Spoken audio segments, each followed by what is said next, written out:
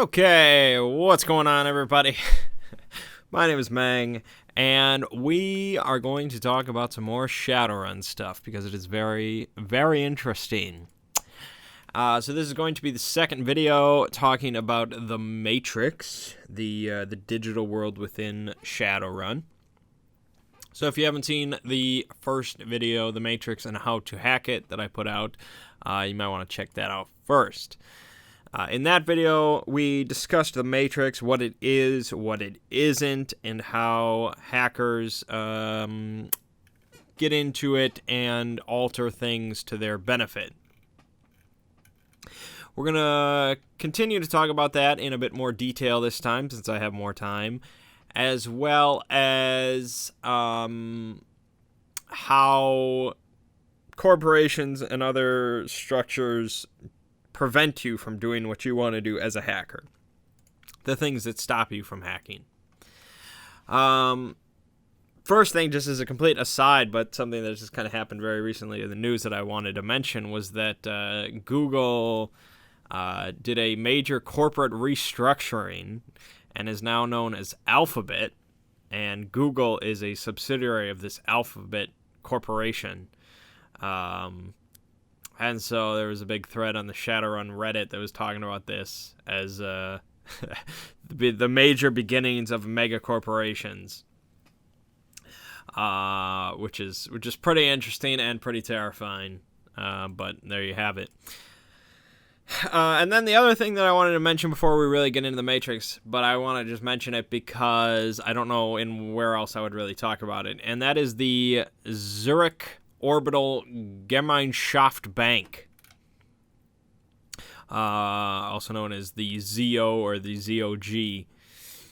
And the Zurich Orbital, as it's known, is technically it's its own corporation, but it's basically run by the corporate court, which is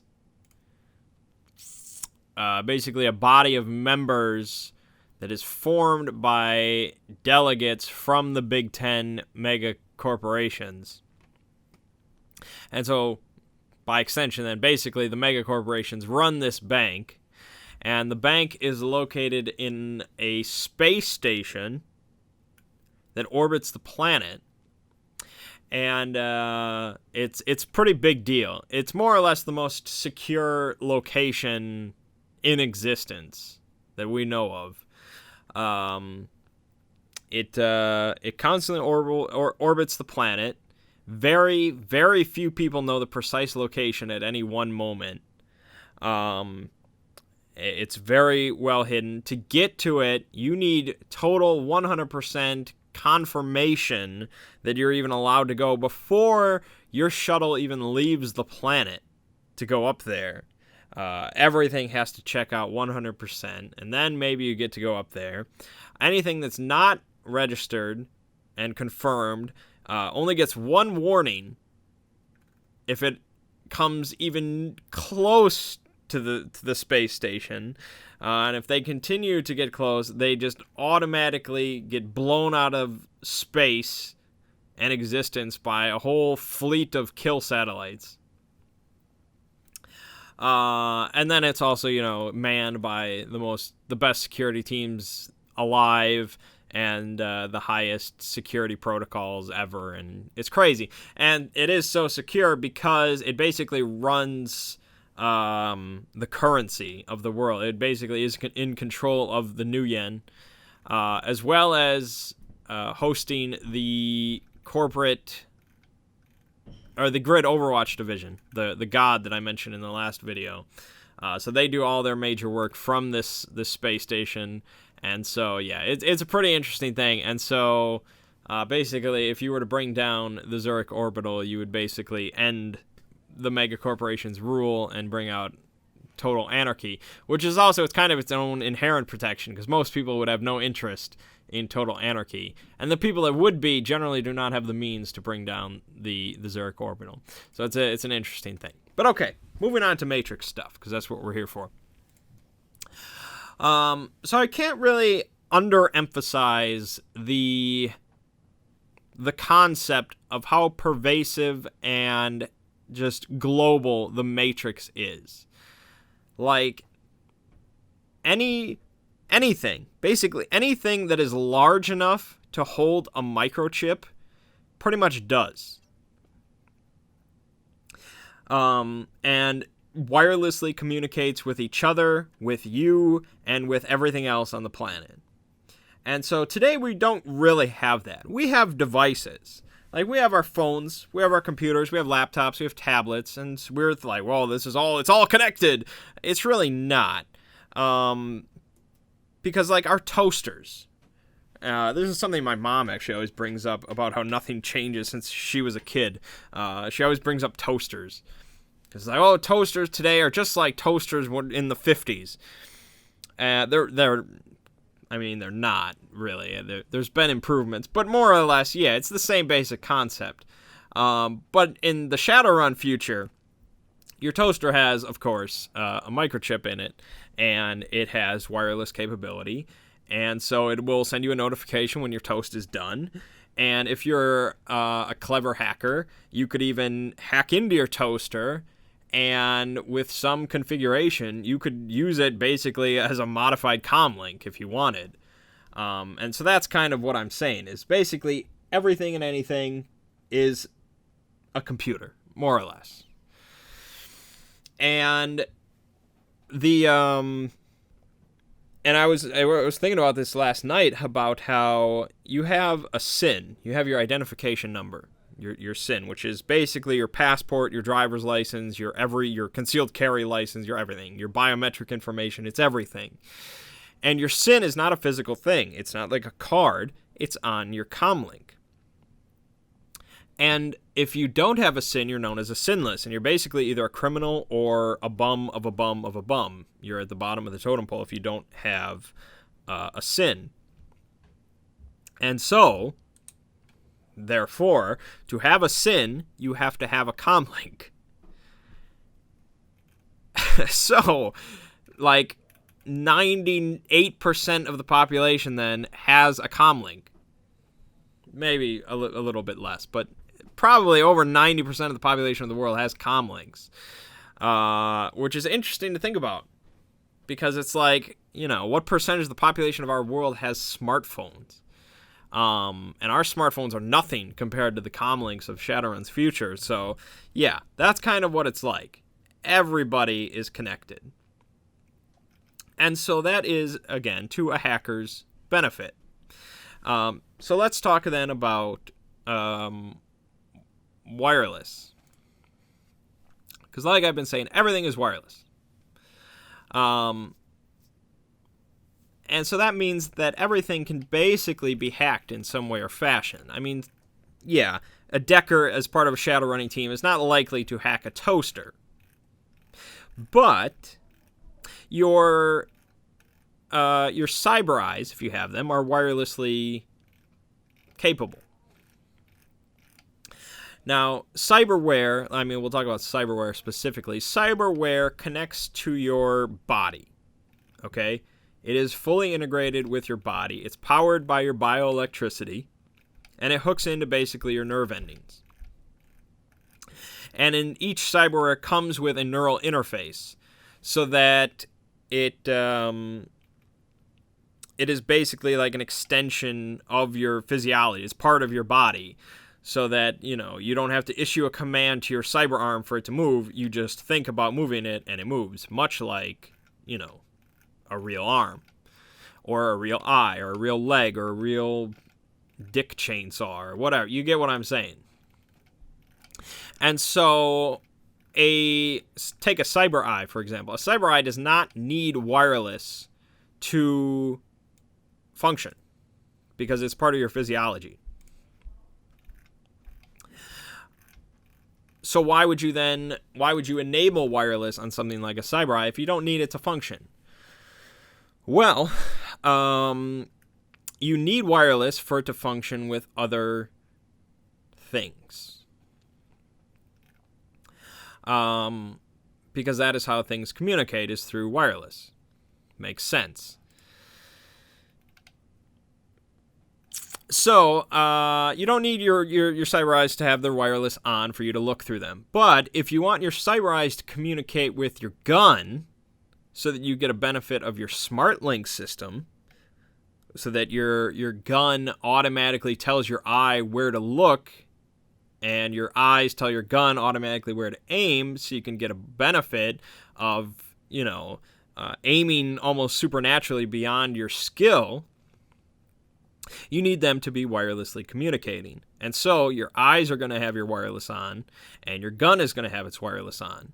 That's both good and bad. Good because you get the benefit. They're communicating, they work together. You like that, you get a benefit. But the downside is then it's available to be hacked. As a decker, I can hack your gun, and I can hack your eyes. And I could do all sorts of things with both of those. So it's kind of like a trade-off, and it's a really interesting trade-off. Do you turn it all off? Do you turn all the wireless off? Which you can definitely. You can just switch it all wireless off. But you miss out on a lot of benefits that other people are going to have. But on the upside, you can't just be hacked.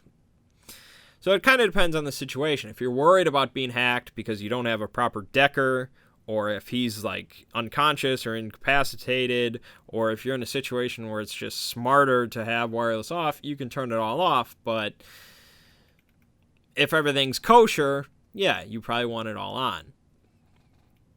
Now then, it's my job as a decker to kind of scope out the situation, find out what has wireless on, and mess with it.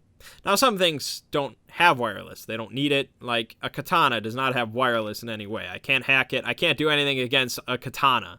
So some people just go very old school with what their setup.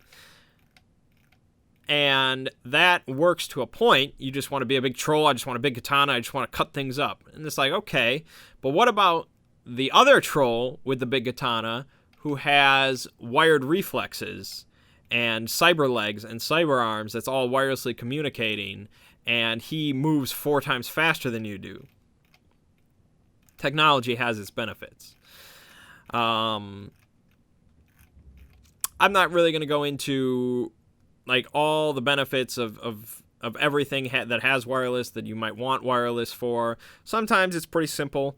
Like sometimes, take your gun, for example. If you don't have a smart gun system for whatever reason, or if you don't have cyber eyes that your smart gun system's working with, the smart gun, you just have wireless so you can like eject a clip with your mind, which is not really a big deal. You probably don't need that if you're not using cyber eyes and all that. But take something like reaction enhancers and wired reflexes. If you're really cybered up to the nines, you probably have both reaction enhancers and wired reflexes. Wired reflexes increase your reaction and your initiative. So this basically makes you move faster. Reaction enhancers increase your reaction. So they both increase your reaction stat. They both make you move quicker, akin to something like Neo or an agent or something like that. If you have both of them and wireless off, they don't really work at all together. But if you have wireless on both of them, they can kind of work with each other, and you can get kind of a big bonus from that. But then that means they can both be hacked. So I can fuck with your wired reflexes and maybe like, if I fry your wired reflexes while they're inside your body, yeah, you're probably going to be kind of effed in the A. But that's kind of the beauty of the whole wireless trade-off, and that's why I think 5th edition is kind of cool for all that. But okay, let's move on from just talking about wireless stuff. Let's go back. I'm going to kind of just go through the matrix section of the core rulebook and kind of just talk about different aspects of it. So I talked briefly about Cyberdecks and matrix attributes. I said there was attack, sleaze, data processing, and firewall. Comlinks and other devices like that, pretty much any device has data processing and firewall. Even your toaster has data processing and firewall. It's probably not very good. Your toaster can't process a whole lot, but it has those attributes if needed. Cyberdecks and hosts have all 4 stats, so they have attack and sleaze as well. So a Cyberdeck, take my Cyberdeck that my character is using, the Hermes Chariot. It has an attribute array of 5, 4, 4, 2. And so the beauty of things for a Cyberdeck is I can configure that however I want. So say that I'm trying to be really sneaky. I want my sleaze stat as high as possible. So I put the 5 from the array into sleaze. It's a lot like kind of rolling stats for like a D&D character. Like you roll a bunch of 3d6s or whatever, and you get to assign those numbers to strength or to charisma or something like that. It's basically the same thing. Is I can take that 5 and I can put it in sleaze, or I can put it in firewall or attack, depending on the situation. And so you have these arrays that are... rarely will you have an array that's like all equal. That's like all 4s or whatever like that. So you kind of have to balance what you're doing in any given situation with the stats that you need, the attributes that you need. If you're really just focused on protecting yourself, you might put your highest stat into firewall. And you can change those around at any time as basically a free action. Or a simple action. One of the two. No, it's a free action. So it's pretty simple to swap it around. And you can get all sorts of different bonuses to matrix attributes, which we'll talk about a little later with programs and stuff. So like my guy, as being kind of the sneaky sneaker hacker, I like really having a high sleaze. So I'm going to go into any given situation with a high sleaze attribute, and I have bonuses to my sleaze stat. So, okay.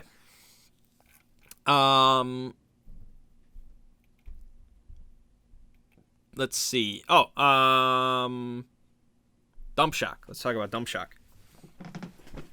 Well, dump shock and link locking. So if you get link locked, which basically, well, it's always a bad thing. It's basically when you've gotten caught, and the opposition basically sends these signals to your Cyberdeck or what have you that makes you link locked, which means that you can't leave the host by just like clicking exit. Like you can't just like click the leave button. You can't reboot your device. So you can't just like restart your Cyberdeck. And you can't switch interface. You can't leave virtual reality to go to augmented reality. You can still jack out. So you can just like unplug from the matrix. But you don't necessarily want to do that because it's basically like a gradual thing. Like you're in the meat world, you're in the physical world, then you're in augmented reality, then you're in virtual reality. If you go straight from virtual reality to just the physical world, you get what's called dump shock. And dump shock is when you take damage. You basically take biofeedback because it's such a kick to your brain that it's not ready for that in any way or capacity. Even if you're maybe prepared for it by jacking out yourself straight from virtual reality. Even if you are prepared for it, your brain just cannot comprehend it. It's too much of a shock. So if you're in cold sim virtual reality, which is the legal one that I was talking about, you take a bunch of stun damage.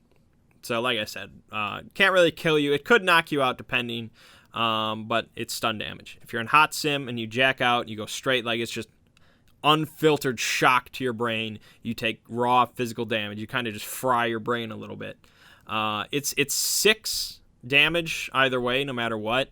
So it's unlikely to really mess you up too bad, but it's possible depending on how you're feeling. Also, when you dump shock, you can resist this damage with your willpower plus your firewall of your Cyberdeck. So it is possible if you have a really good deck to just jack out and not take any damage. But no matter what, you get disoriented, and so you take a negative modifier to any action you do for a certain number of minutes. So dump shock is not a good thing. So if you get link locked, really you either have to fight off until you can be not link locked, which I don't think you can actually. I don't know. that's getting a bit heavy, as if you can actually cancel the link lock. I'm not sure. But the only way, the basic way to get rid of it is to just jack out and just take the damage and just get out of there. Because if you're getting link locked, you're probably in a bad situation as it is. The other way that you might get dump shock is if you are forced to jack out because your Cyberdeck got bricked. And remember, bricking is when a device takes enough matrix damage that it breaks. It just ceases to function. So if your Cyberdeck gets bricked, which is just, you don't want that. That should not ever have. That's like something you cry about. It's just terrible. If your Cyberdeck gets bricked, you get dumb shock, but you don't get the firewall benefit from your Cyberdeck for the defense. So you're probably taking some damage. And you can repair a brick device. But it takes time. Depending on how good of a hardware guy you are, you might be able to fix it just barely enough to function in like one turn, but you'd have to roll really well. Otherwise, it may take an hour or so, and if you fuck up while you're fixing it, it's permanently bricked. It's a paperweight. And for some Cyberdecks that cost 500,000 new yen, that is a huge deal to a decker. You might just have to make a new character at that point. Your guy just retires. Okay. So then let's talk about moving on to noise. I mentioned this in the description of the last video, but now I want to go into more detail. So noise is static. Noise is kind of like lag. But it's more akin to something like interference, which isn't something we really think about as far as like digital connections. If I have like a good connection and my friend in Singapore has a good connection, it's like we're next to each other, or it's like we're down in the same neighborhood or something like that. But since things are just so much more crowded as far as in the digital space with the Matrix, there's a lot more that can fuck with your connection. So the most basic one is distance. Up to 100 meters away from what you're trying to hack, there's no noise. There's no detriment. It's just as is. 101 to 1,000 meters, so basically up to a kilometer away, you take one noise level. So you get -1 dice to any sort of matrix actions you're doing, which isn't it's not a huge deal. You could sit 500 meters away and it wouldn't be a big deal. Up to 10 kilometers away, and you take -3 to your actions. Up to 100 kilometers away, you take -5. Greater than that is 8. So yes, you can hack from across the planet, but it's a lot harder. So I guess that's not to say you can't easily communicate with anybody or do basic stuff like that across the planet. There's not any like connection issues or anything like that. That would never really. I don't think a DM would ever worry about that. But hacking issues, that's where it's designed to make it so that you're still part of the team. Like you're still somewhat on site because you want the best connection for all your hacking stuff. Especially when you get into the serious corporate stuff. Like, nobody is that good of a hacker that they're willing to just sacrifice a bunch of dice to sit at home. So distance is the most basic thing, but there are also other situations that can add noise to your connection. Things that kind of like you'd expect, like lead, which I don't know if it really exists. They say that a metal-laced earth or wall adds 1 noise per 5 meters. Water, whether it's freshwater, salt water, adds noise. Salt water is a lot worse. A Faraday cage means basically you can't hack through it at all. It just adds like unlimited amount of noise. Wireless negation, like wallpaper, some companies might put up to block, people trying to hack in. That adds noise based on the wallpaper's rating, how good it is. And then there are spam and static zones. So if you're in kind of like, if you're in like the barrens, or if you're in like the slums of a city, there's not a whole lot of wireless activity going on. So there's not a whole lot of interference from other devices and things like that. But if you're at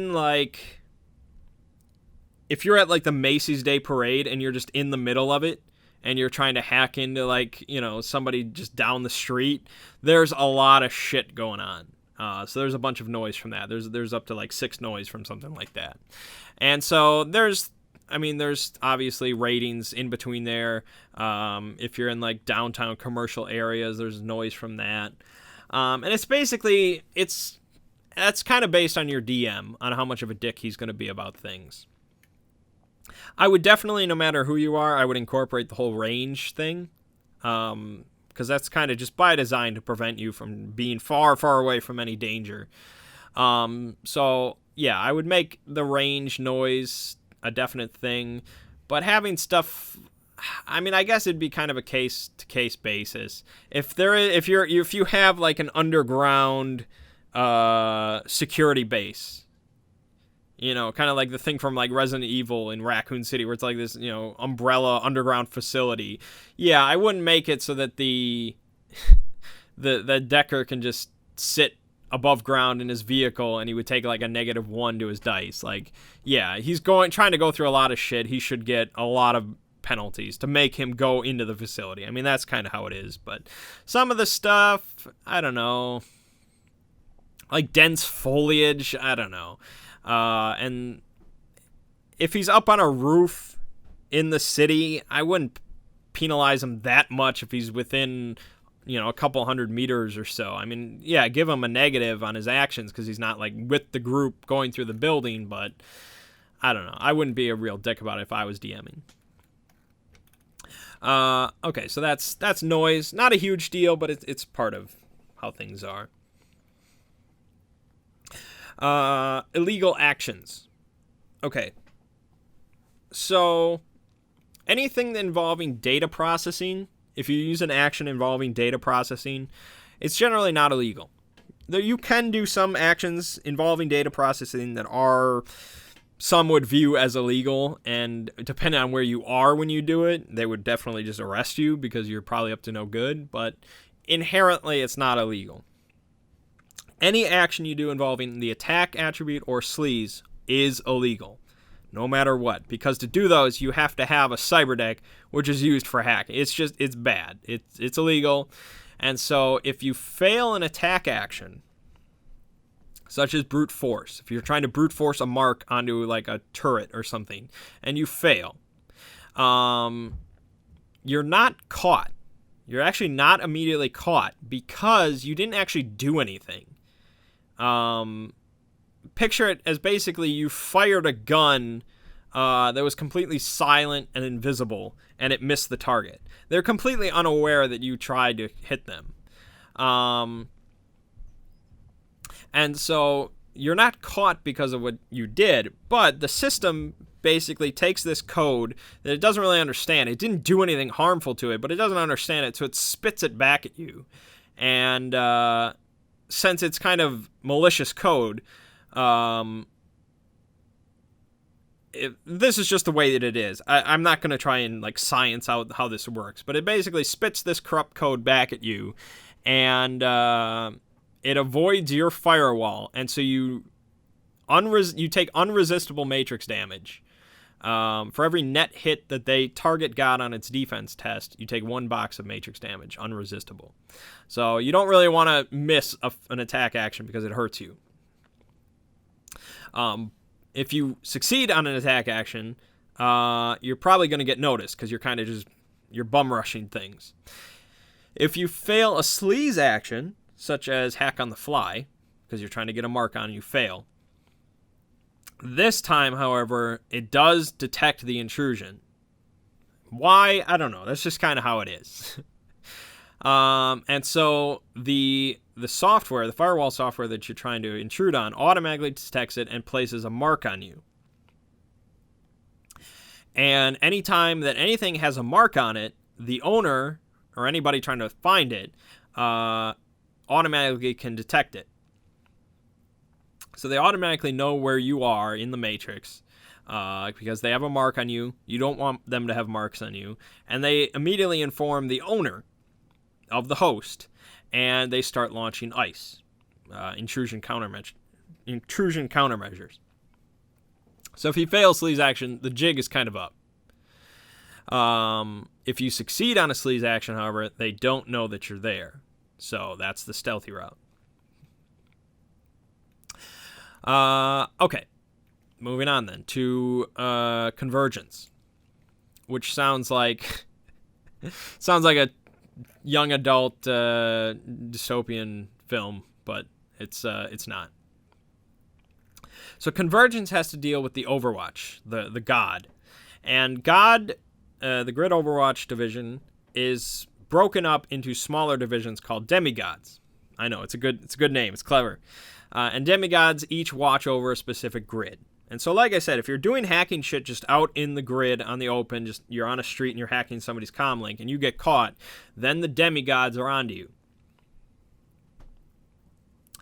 And in fact, whether you get caught or not, out in the open, no matter what, as soon as you perform an illegal action, which is attack or sleaze, as soon as you perform an illegal action, you start building up an Overwatch score.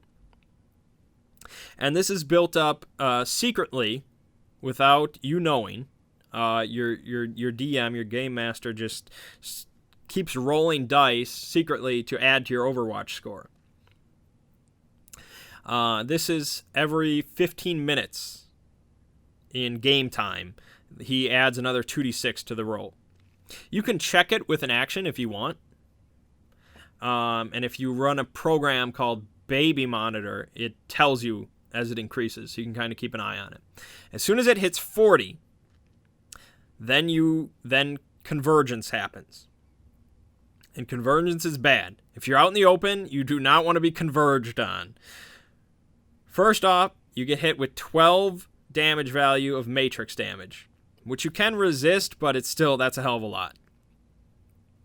Then they force you to reboot your device, which you can't really prevent, which erases all of the marks you have.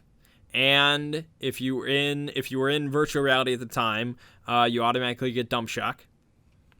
Then they also report your physical location in the real world to the owner of the grid you were on. And whatever host you're in. So if you're in a corporate building, they inform the building that you were in there. And so basically, private security, law enforcement, knight errant, everything is going to be converging on your location because nobody likes hackers. Especially megacorps, and they're paying everybody. So, yeah, you do not want to be converged on. Now, that is only on the grid. When you're inside of a host...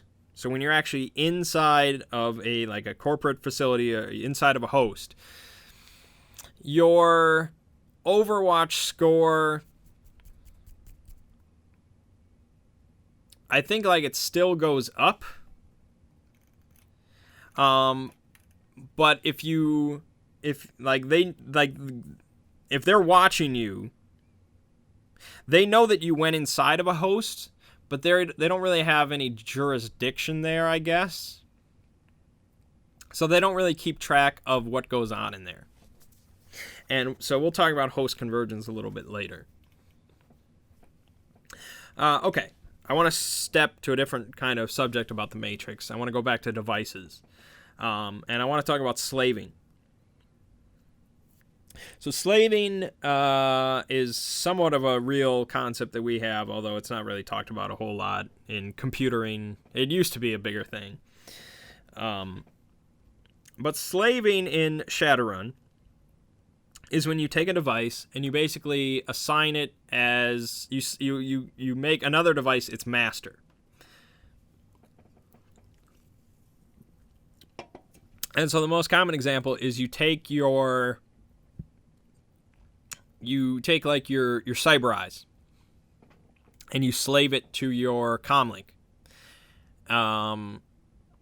so that instead of somebody just hacking your cyber eyes because they are rating one cyber eyes, which I could hack in my sleep, I have to go through your comlink, which depending on your comlink, it might be like a rating 4 or something, a bit tougher. But, you know, it is what it is. And also it makes it all part of your personal area network, your PAN. So it's all communicating with each other. It's all slaved, blah, blah, blah. That's just kind of a given. Everything is just kind of assumed to be slaved to your comlink. But the next step then is your comlink is generally not that great. Because your comlink, most people don't spend a huge amount of money on it. The people that spend a lot of money on their comlinks are basically like corporate executives that want to show off how good their phone is. So your comlink might be a rating 3 or 4, which any decker worth half a salt can hack fairly easily. But you're a street samurai. You don't really want to give a shit about hacking and comlinks and blah, blah. You want to cut people up. So what you do, generally what the decker suggests that you do, is you slave your comlink to his Cyberdeck. So it kind of works the same way. Anybody that tries to hack your comlink has to go through the decker's Cyberdeck, which is going to be pretty good. It's going to have a good firewall and all that kind of stuff. And then the decker worries about all that stuff. And so that's kind of how teams keep up with hacking securities, by just offloading everything onto the decker. And so that's slaving. What also is slaved is any device that is part of a host is automatically slaved to the host. So what this means is basically every device in, say, a corporate facility, or really any, like the stuffer shack, any device within that physical location, which generally has a corresponding host, all those devices are slaved to the host. And so this is how, remember I said that hosts can have a rating up to like 12 for mega corporation facilities and stuff like that. And though the 12 rating means that its matrix attributes, like its firewall, could be like a 14 or something, which is insane. The best of the best hacker has to go up against something like that. Whereas devices generally only go up to 6. So you could have a top-of-the-line, like, multi-million-dollar turret, but the highest it could really be for its rating is a 6, which, for the best of the best hacker, is nothing. And so, that's why it's slaved to the host with its rating 12. So anything that tries to hack that turret has to go through the host rating, which is insane, as I said. And so that's why everything's connected. So it's all much more secure based on the host rating. Now, occasionally you might have some devices that have a higher rating than the host, but that's very unlikely. Because a host rating of 2 is not going to afford multi-million-dollar tech that has a higher rating. It's not really going to happen. So that presents difficulties then for the decker, because I don't want to keep going up against a rating 12 for all my hacking, because I'm going to get caught real quick, and I'm going to get converged, and then I'm going to die, and it's going to be terrible. How do we get around this? Well, there's a beautiful little hack. It's called a direct connection. Every single device, no exception, every single device has a universal data connector. And basically, just picture it as kind of like a USB. Just picture it like a USB port, although it's probably smaller, because it's every single device ever has this. So it's just kind of a tiny little port, and it's universal. Every single port is the same, okay? And the beauty of this, then, is we have cables. So my Cyberdeck has a cable that can run out of it, and I can plug into any device on the planet. And when you do that, you ignore basically everything. You ignore all noise modifiers. You ignore any difference based on grid or anything like that. And you also ignore the master. So if I plug into that rating 6 turret, somehow I snuck up on it, I plugged in a cable, I'm not dealing with the rating 12 of its host. I'm dealing with its device rating. That's it. That is it. And so direct connections are kind of what a decker wants for everything. And so the best example then, as given, is that say you go up to a, not even like a corporate facility, I guess, but kind of like a corporate warehouse or something like that. And it's got like a rating 8 for its host. it's no slouch, but it's a warehouse, so it's not top of the top for security.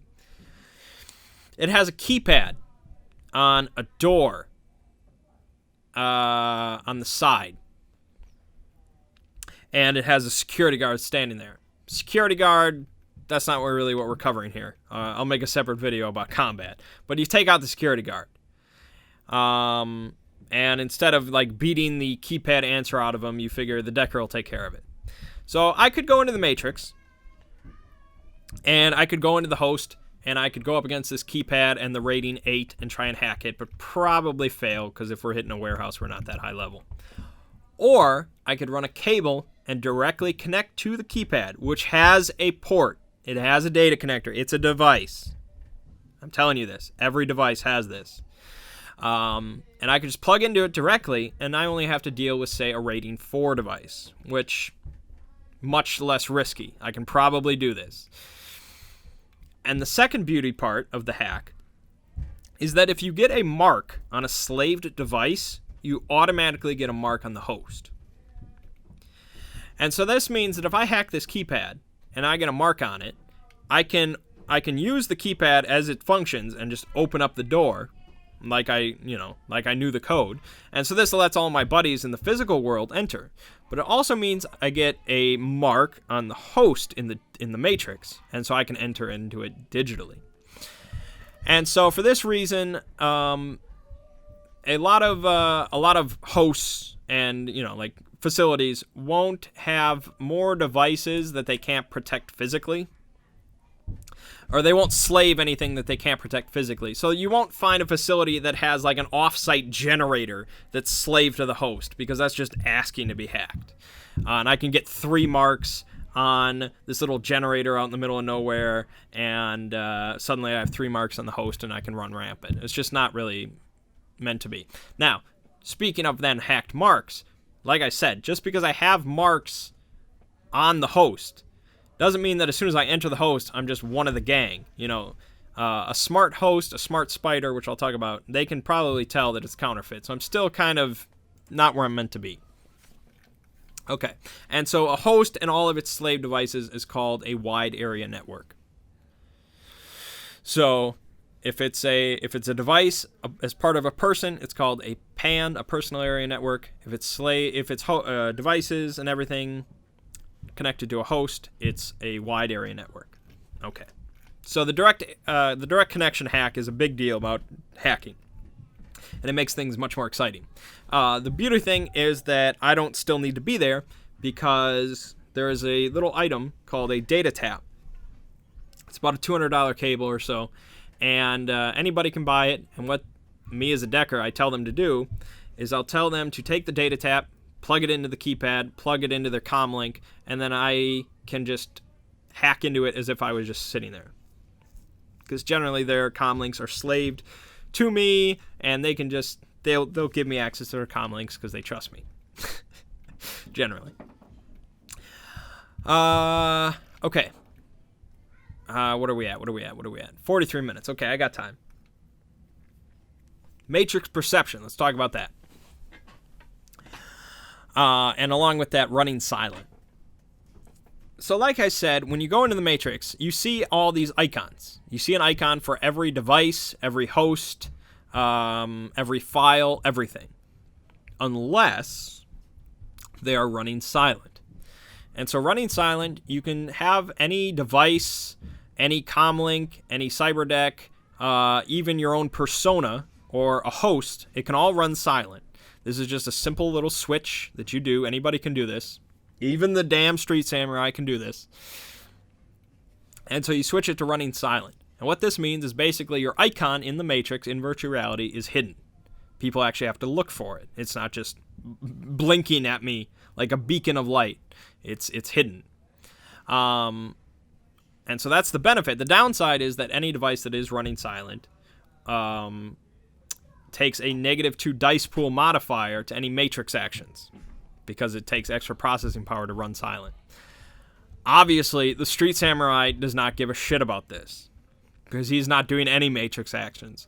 So if he is halfway intelligent, all of his shit is going to be running silent. And this goes for a lot of things. Most security everywhere is going to be running silent for most of their stuff. Including, I guess, really shady hosts can also be running silent. So how do you find it?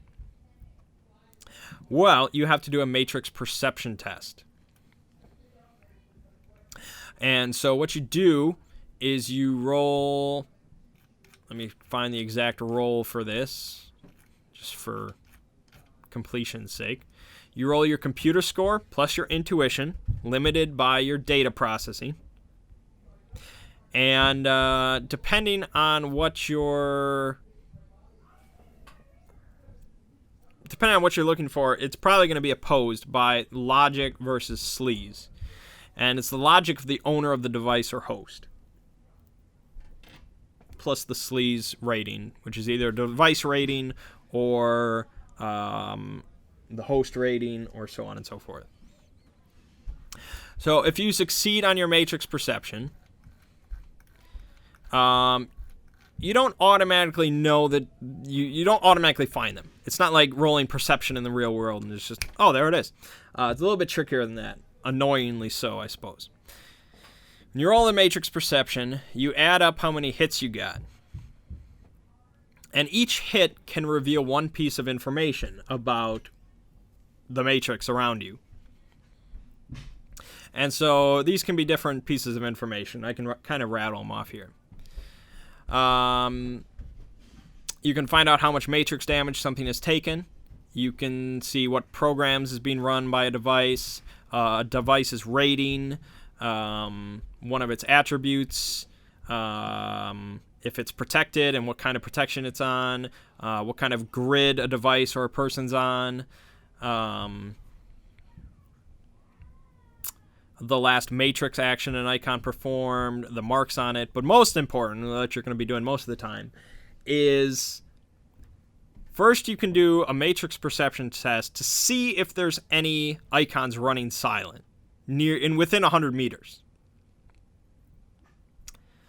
Or I guess even further. You can see if there's anything within 100 meters of you. I guess if you're out on a grid, if you're out on the grid, it's within 100 meters. If you're in a host, it's anywhere, because the host is kind of all connected. So you can see if it's running silent. If it is, then you can do another matrix perception test to actually spot a single one that you're looking for. Now, if you know a specific feature of the device or person or file or whatever that you're looking for, then you can just roll it and find it. But if you know there's like 8 devices running silent around you, but you don't know any specific features, you basically just get to see a random one.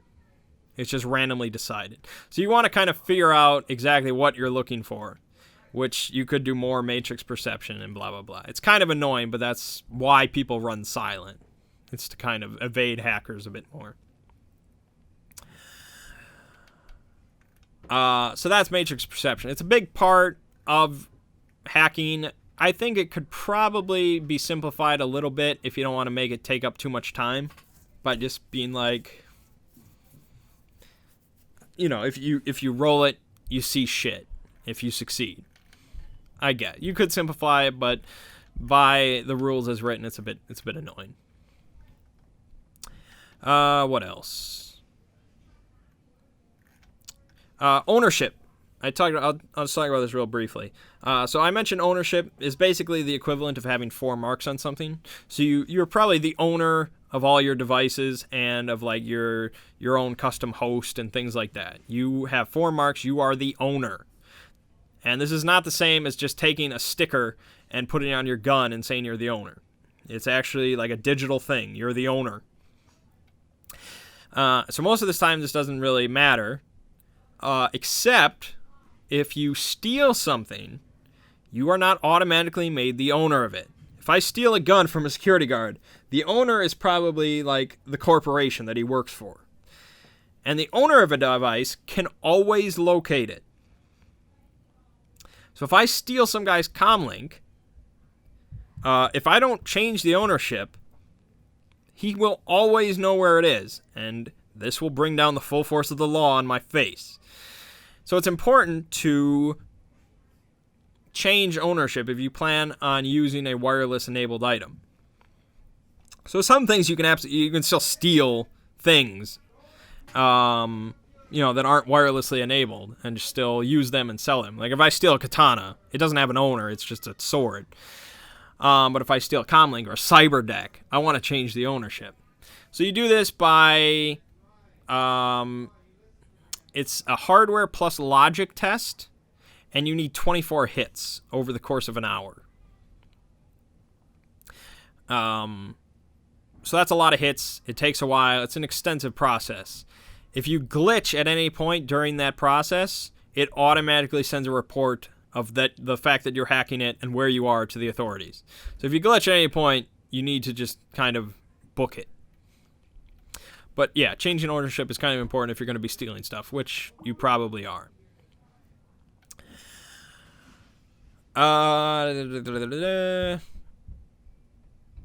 Okay, what else did I want to mention? Programs. I'll talk about programs real quick. There are common programs and there are hacking programs. And programs basically add modifiers to things. They don't really let you do anything special most of the time. That's all actions. You always have access to all the matrix actions, such as editing files, and sending dangerous code and rebooting devices and stuff like that. You always have access to all that. Programs just add modifiers to stuff. So like the encryption common program. If you have that on your Cyberdeck, it gives you +1 bonus to your firewall attribute. It's really basic. It's perfectly legal. People can run this on their comlinks if they want and just have +1 firewall. And stuff like Toolbox gives you +1 to data processing. Edit adds 2 to your data processing limit for any edit tests made while this is running. So that's all kind of basic stuff. Hacking stuff is the more illegal stuff. So Baby Monitor, like I said, lets you always know your current Overwatch score. Armor gives you +2 dice pool modifier to resist matrix damage. Biofeedback is one of the more illegal ones because that lets you actually if I do a data spike to cause matrix damage to an item, then the target is actually hit with an equal amount of stun or physical. So if I'm going to be going into a lot of combat and I just want to wreck things, I'd probably have biofeedback running. Other stuff just kind of add your hacking bonuses. Lockdown lets you do link locking to other things, adding to your sleeves and attack and stuff like that. I'm not going to really go into it. There's also agents, which are also programs you can have installed, and these are basically autonomous programs. They're rated 1 to 6, and they basically do hacking for you. So I can have a rating 5 agent that his job is to go into a host for me as I'm like shooting somebody and start getting marks on things that I designate. They're pretty much completely mindless. They're not AI. They're just programs set out to do what I tell them to. So they can save you some time. I'm not really getting into them because I'm kind of just getting into the basics of hacking and stuff. But yeah, those are agents. Okay, host convergence. God doesn't track personas inside a host, but it still keeps tabs on the traffic to and from the host. This means your Overwatch score doesn't change when you enter a host, and it continues to accumulate while you're in the host. If you're in a host when you reach convergence, you're not burned and dumped like you are out on the grid. Instead, the host gets 3 marks on you and starts deploying ice. So yeah, God does not have as much power inside a host, but the host basically immediately gets to know where you are, what you're doing, and starts deploying intrusion countermeasures. Intrusion countermeasures are basically security programs that are designed to hunt you down and kick you out and find you and do bad things, as you kind of all expect. I'm not going to go into most of the different types of ICE. There are like 12 different types. Or no, there's like 14 different types of ICE as written in the core rulebook. Most of them just kind of do different things. Some of them just are meant to kind of find you or track you or jam your signal or stuff like that, or keep you from doing anything more. The really bad one is the black ice. This is the one where if it hits you, it's doing like it's doing biofeedback damage to you. It's meant to like subdue you in the physical world, possibly kill you. Black ice is the only one that could actually probably kill you. So that's the stuff that the really big boys send at you. So most of the time for lower level stuff, you're not going to see any black ice, but yeah, later on, that's what it is. And then finally, there's spiders, which I don't know where they talk about it specifically in the core rulebook. But they're called security spiders or cyber spiders or something like that. These are not programs. These are people. These are what we refer to as the opposition as far as hackers go. These are enemy deckers, hired by corporations and facilities to keep out other hackers. And so these might be on site. So for a large facility, they might have a team of spiders that they keep that are just constantly there to basically act as digital surveillance, to look for any sort of intrusions, and if they're found, they control all of the ice, and then they do also their own hacking to shut you out and to find you and to digitally knock you out. So these are kind of a big deal because they are actually intelligent. Like ice is just kind of just programs. They're merciless, but they don't really think about anything. They're just programs. The spiders are who you really have to worry about because they are the best of the best hackers usually. So they might be on site doing their thing, which means that in the physical world, your teammates can find them and put a bullet through their head and knock them out, and that's a big plus for you. But they also might be off-site. They might be off-site in their own facility, usually not one that could be easily found. And they just hack in. They have full control over the host. They maybe even have ownership of the host. And so it's not easy. It's not as easy for them to just be found and shot. But they might have a bit more interference because they're not directly on site. So that helps you a little bit, but not as much. And yeah, so that's pretty much it as far as a full primer for Matrix and hacking it and all that as a decker. This was about 2 hours or so of talking about the Matrix. So I guess to sum it up, as somebody that's not a decker, what you want to do is you want to turn off wireless for things that don't need it. You want to slave everything to your comlink and have your comlink slaved to your decker's Cyberdeck if possible. You want to trust your decker completely, 100%. Have data taps, because the direct connection hack is a really big deal for the decker. It helps a lot that he doesn't need to be on site and he can directly hack into things. And that's pretty much it for non-deckers. You can go into the Matrix. You can always access virtual reality if you want. You can see the Matrix just like your decker can, but you don't have as much control. As far as the decker goes, actually, the last thing I really want to talk about, speaking of that, the big issue for, as far as I understand, for past editions of Shadowrun has been time.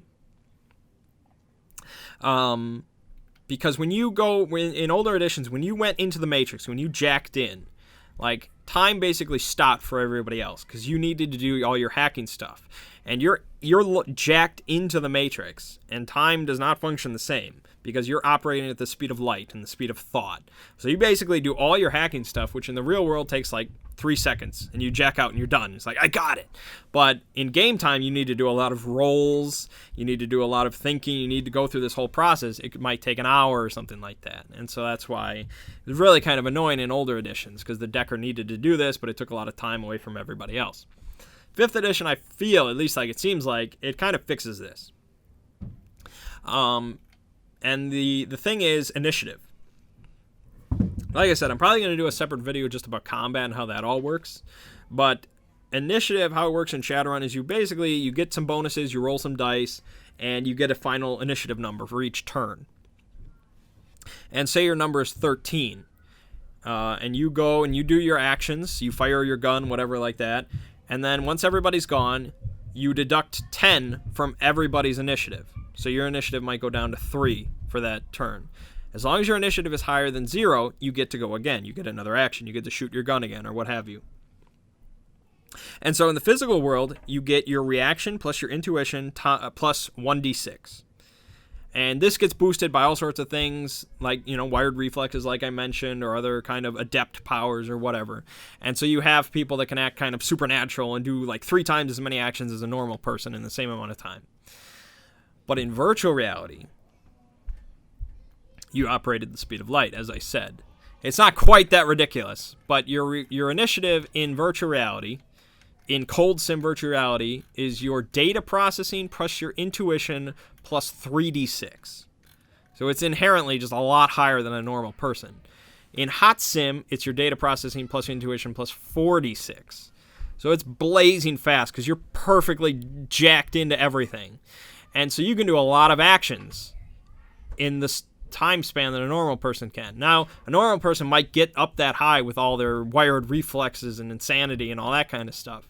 But you get to do a lot of stuff. And you need to do a lot of stuff because you need to be getting marks on things. And you need to be doing matrix perceptions. And it's a lot trickier. You don't just get to fire a gun and boom, dead. So it's kind of a blending. It's not just you're not jacked in and you get to do everything while everybody just sits there. But you're not just left in the dust either. And so that hot sim, even though you're vulnerable to biofeedback and stuff like that, you get that bonus to initiative. You get to do more stuff. Augmented reality, you can do your hacking stuff in augmented reality because you can view the matrix in augmented reality in like a pop-up window. But you use your physical initiative. So you use your reaction plus intuition plus 1d6. And it's really just not great. Because if you're in a situation, you need to commit. You need to either be shooting your gun or you need to be in virtual reality hacking. Don't kind of blend it unless you really have to, I guess. So yeah, I mean, personally, a lot of people say that if you're in a combat situation, you're better off just shooting your gun than trying to brick the enemy's guns. Because it might take a while and you might not even brick their gun. And even then they're not dead. Whereas you could just take one sniper shot and put them down. That's possibly true. So that's why you really have to embrace the creativity of hacking. Yeah, I could take my time, shoot the guy, drop him dead. Or I could go in and see if there's any reinforcements coming, or lock down the facility to prevent more people from coming, or the law enforcement, or shut off an alarm, do all sorts of things. And that's, again, like I said, that's why I like hacking, is you get to be so much more creative than just the street samurai who runs in with his katana and cuts off a guy's head. Not that that's not cool. It's definitely cool, but I like the hacking shit. So I hope after all this, I've given you a very good image of how the Matrix works in 5th edition. Again, it's not total, and if you are planning on doing any Matrix hacking in Shadowrun 5th edition, I definitely recommend reading through the Matrix section twice, just to get a full understanding. But I hope I've kind of explained the basics of how things function. So, alright, I'm probably going to do another video talking about how combat works. So if you want to be that street samurai, or if you want to be the sniper, I can explain how that all works, which is pretty cool. And then, hopefully, eventually, we actually get to play Shadowrun. But, my name is Mang. This has been Roll Manging for The Matrix Reloaded. And, yeah, I'll see you fine folks around.